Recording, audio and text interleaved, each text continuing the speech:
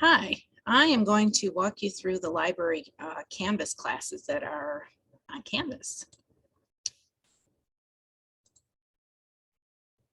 So everybody is in a library class based on the year that you're graduating. So I'm going to give you a quick tour here using the class of 2025. When you first get into the home page, you'll see the banner, and then this link will take you right to the databases. And then the password is there in case you ever need a reminder.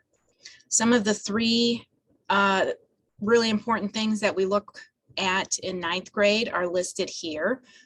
This part changes based on your grade. I'm going to go into modules here. Everybody's got this top stuff. So New York Times subscription information. If you haven't activated your account, you should. There's some IB information.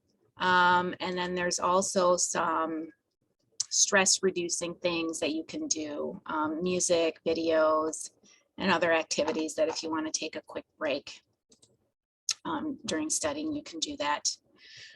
So for like ninth grade, we've been talking about evaluating sources, and some of the information that I use for my presentations are listed here.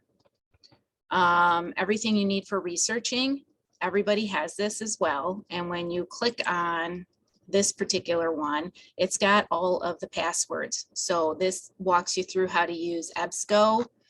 Here's the information for Gale. This is how to use JSTOR and how to like log on with all the passwords and stuff. Statista, here is your remote access information. And then we've got some science and mental health books that here's the username and the password if you are interested. So then, what else do we have here? Here's Noodle Tools, passwords and information. It takes you to the website, and then this particular one has the information of how to set up your account. And then all of you have this because at the end of every year, you have to revalidate your account, and here is the password for that. So all the passwords will always be in Canvas. And this is the same for everybody. So then we talk about some reflections because reflections are a very important part of it, the IB, both MYP and DP.